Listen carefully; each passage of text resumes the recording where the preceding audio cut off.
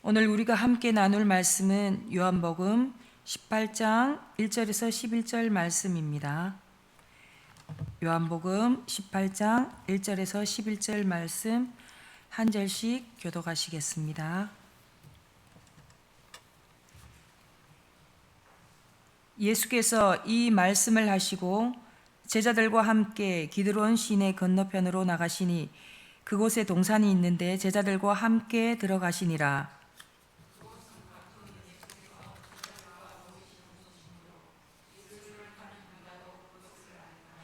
유다가 군대와 대제사장들과 바리새인들에게서 얻은 아랫 사람들을 데리고 등과 횃불과 무기를 가지고 그리로 오는지라.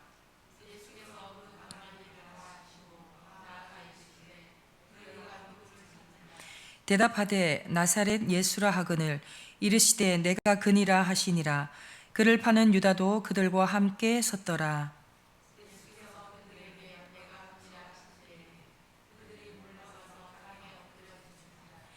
이에 다시 누구를 찾느냐고 물으신대 그들이 말하되 나사렛 예수라 하거늘.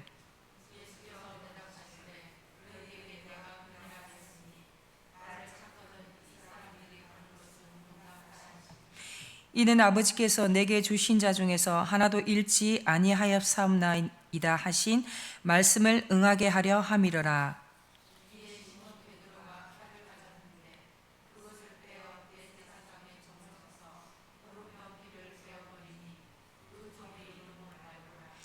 예수께서 베드로 들어 이르시되 칼을 칼집에 꽂으라.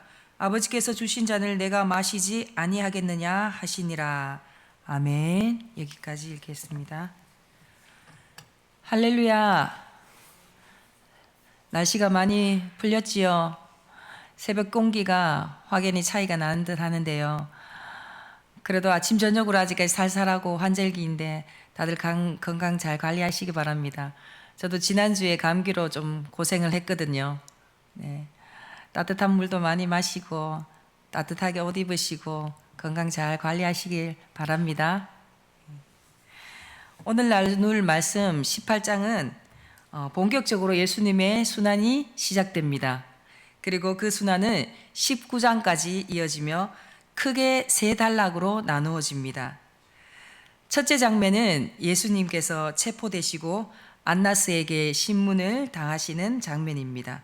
그리고 두 번째 장면은 예수님께서 빌라도에게 또 신문을 받는 장면입니다.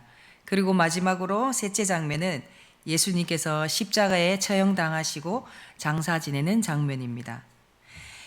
요한복음은 이 과정을 복음서 중에서 가장 현장감 있게 기록하고 있는데, 이는 요한복음이 기록될 당시 예수님의 십자가 구원과 부활하심을 왜곡하고 예수님의 신성을 부인하는 자들이 교회에 침투하여 많은 성도들을 미혹했기 때문입니다.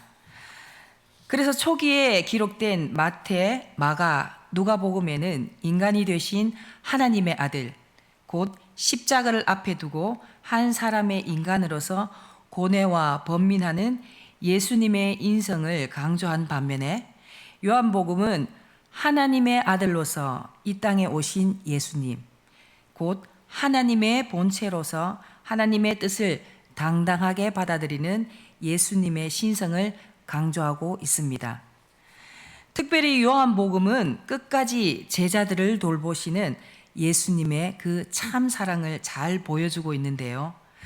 예수님께서는 따르던 모든 사람을 철저하게 보호하시고 오직 자신만의 희생으로 십자가 구원을 이루셨습니다.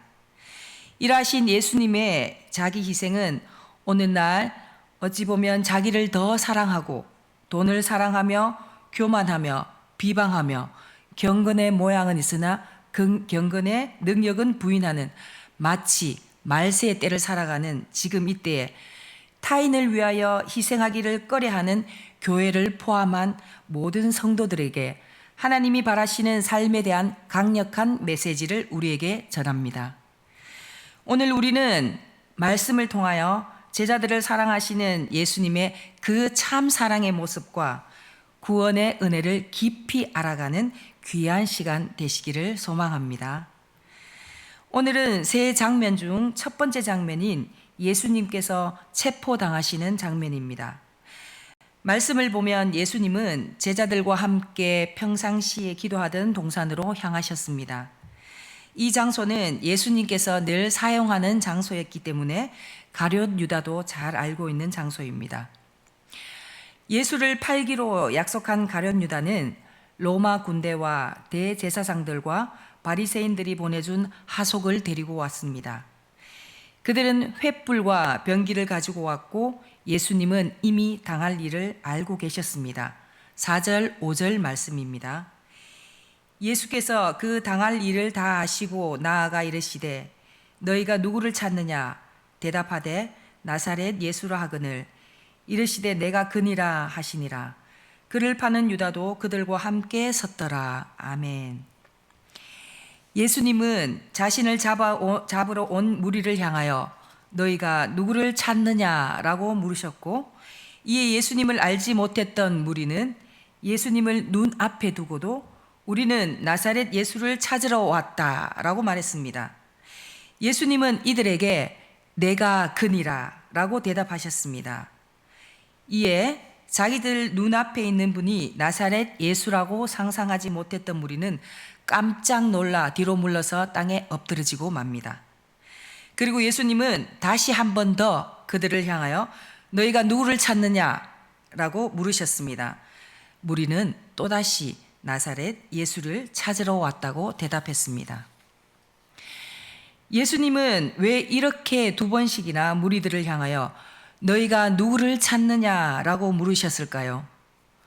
이것은 이 사람들에게 그들이 온 목적이 제자들을 잡기 위한 것이 아니라 오직 나사렛 예수 한 사람을 붙잡기 위한 것임을 확인시켜 주시기 위함이었습니다. 무리가 두 번씩이나 우리는 나사렛 예수를 찾으러 왔다라고 말하자 예수님은 자신이 바로 그들이 잡으려 하는 자라고 밝히 말씀하셨습니다. 또한 자신의 제자들은 하나도 붙잡지 말고 이 자리를 떠나가게 하라고 말씀하셨습니다. 8절 말씀입니다. 예수께서 대답하시되 너희에게 내가 그니라 하였으니 나를 찾거든 이 사람들이 가는 것은 용납하라 하시니 아멘. 이와 같이 예수님은 자신이 붙잡히는 위기의 현장에서도 제자들을 보호하셨습니다. 자신을 잡으러 온 자들로부터 제자들을 지키기 위해 예수님은 제자들이 그곳을 떠나 먼저 안전한 곳으로 피하게 하라고 말씀하신 것입니다. 예수님은 제자들 가운데 단 한 사람도 해를 입지 않도록 조치를 하신 것이지요. 이에 대해서 오늘 말씀을 기록한 사도 요한은 예수님의 이러한 모습은 하나님의 말씀을 성취였다고 기록합니다. 9절 말씀입니다. 이는 아버지께서 내게 주신 자 중에서 하나도 잃지 아니하였사옵나이다 하신 말씀을 응하게 하려 함이라. 아멘.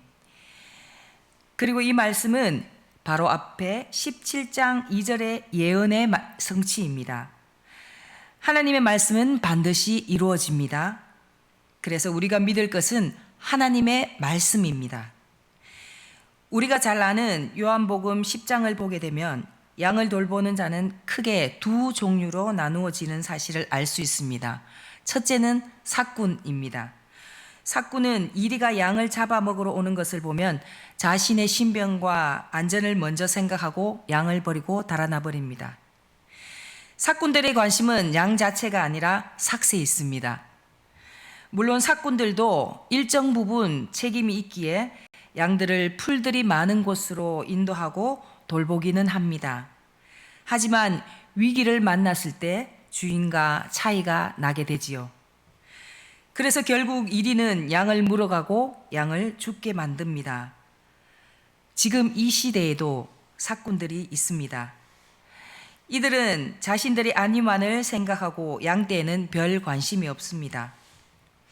예수님은 이러한 삭군들의 관심을 당시 종교 지도자였던 바리새인들에게 적용하고 있습니다. 그들은 이스라엘의 목자라고 자처하고 있으나 삭군에 불과했습니다. 그들은 백성들을 위해서가 아니라 자신들의 부와 체면, 영달을 위해 종교를 이용했습니다. 오늘날도 마찬가지입니다. 그가 어떤 교회에서 어떤 직분을 갖고 있든지 상관없이 사람들을 예수께 인도하는 대신 자신을 바라보게 하는 자는 사꾼입니다. 그리고 예수 그리스도 외에 존재나 어떤 선행이나 공로가 구원을 줄 것처럼 가르치는 자도 사꾼입니다. 복음이 아니라 자신의 명예나 인기, 보수를 얻기 위해 일하는 자도 사꾼입니다. 반면 양을 돌보는 두 번째 종류의 사람은 바로 목자입니다. 양을 잡아먹기 위해 이리가 몰려와도, 곰과 사자가 와도 목자는 끝까지 양들을 버리지 않습니다. 그는 양을 구하기 위해 자신의 목숨을 버립니다. 예수님은 자신을 선한 목자라고 말씀하셨습니다. 여기서 선한이라는 형용사는 헬라어로 칼로스인데요. 어떤 사람이 자신의 직분을 월등하고 탁월하게 수행했을 때 사용하는 말입니다. 예수님은 나는 너희를 탁월하게 돌보는 목자라고 말씀하신 것입니다. 예수님이 어떻게 탁월한 목자이십니까? 그는 양으로 생명을 얻게 하는 목자입니다. 주님은 양들을 보호하기 위해서 자신의 목숨을 내려놓으셨습니다. 죄로 인해 죽게 된 우리들을 모른 채 하거나 도망하는 것이 아니라 자신의 목숨을 버려 우리에게 영원한 생명을 주신 것입니다.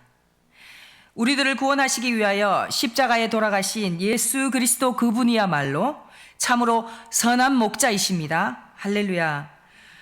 오늘 본문에서도 칼과 몽둥이를 들고 자신을 잡으러 온 무리들로부터 자신을 지키는 일보다 제자들을 지키는 일을 우선적으로 하고 계신 예수님을 보게 되면 우리들은 제자들을 향한 그 예수님의 사랑이 얼마나 큰지 다시 한번 보게 됩니다.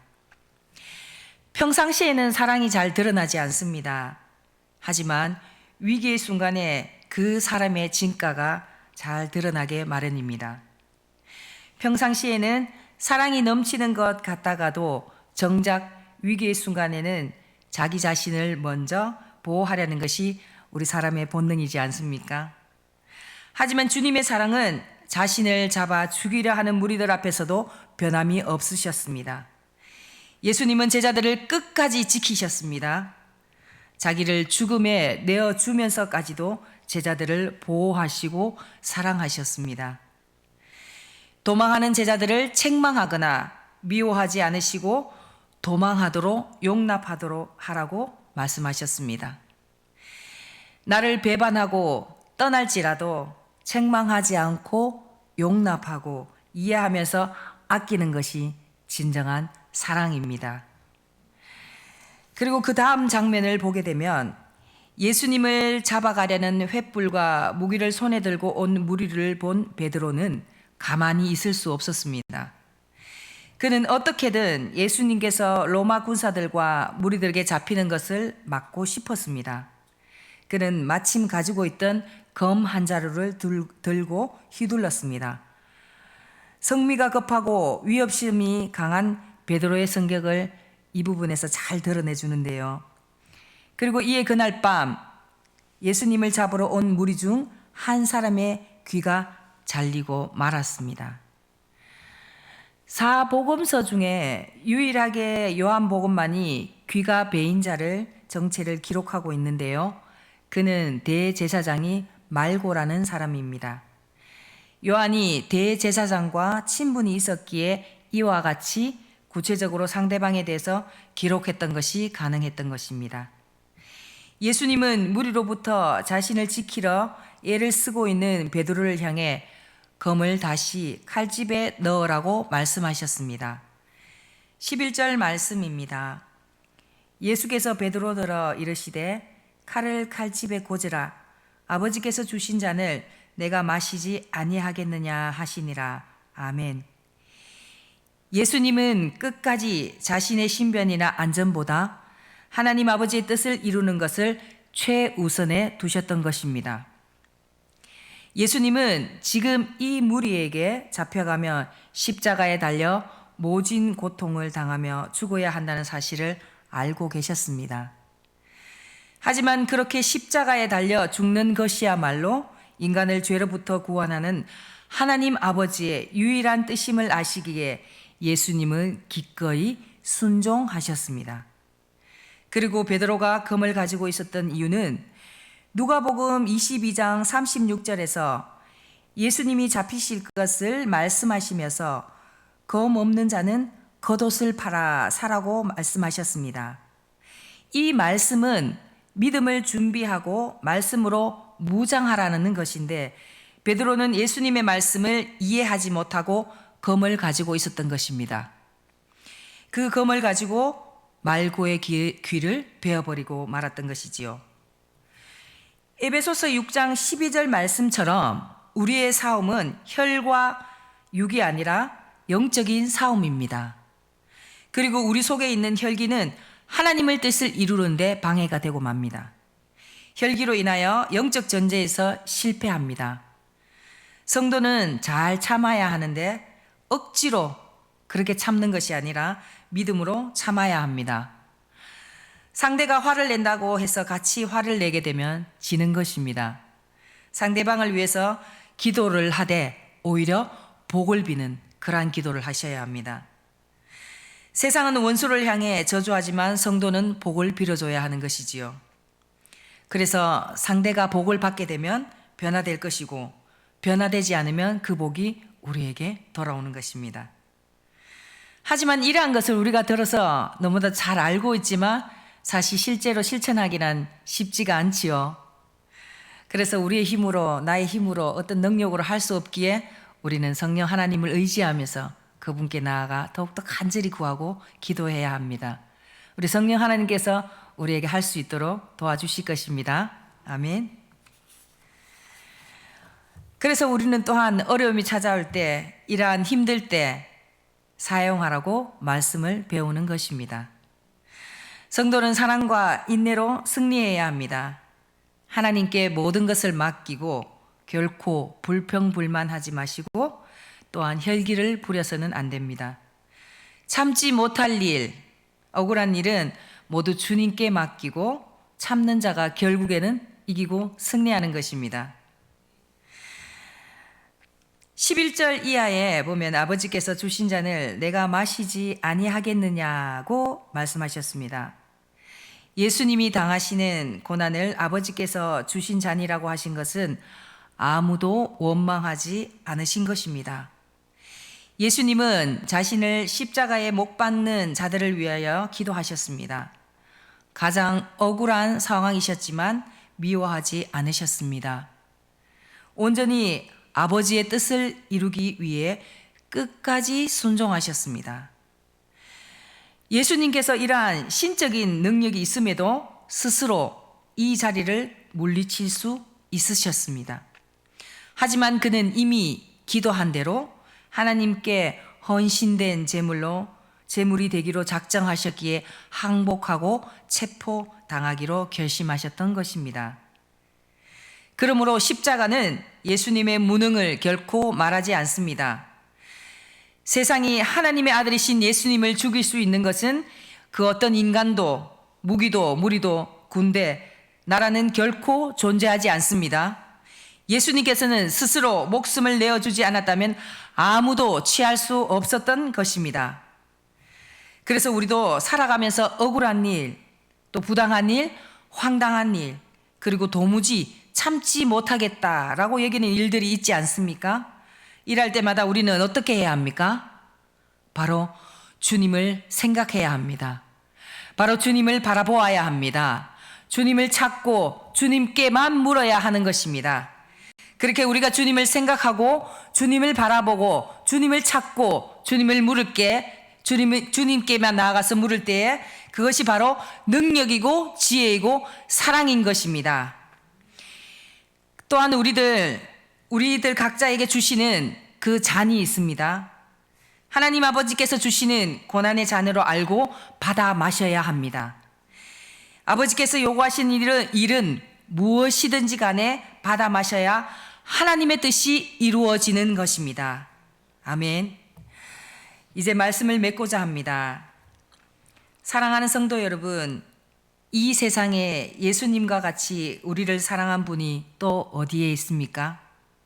이 세상 이보다 더 큰 사랑, 더 큰 사람은 아무도 없습니다. 예수 그리스도, 그분은 어떠한 분이십니까? 너무나도 고귀한 분이십니다. 하늘에 계셨던 분이십니다.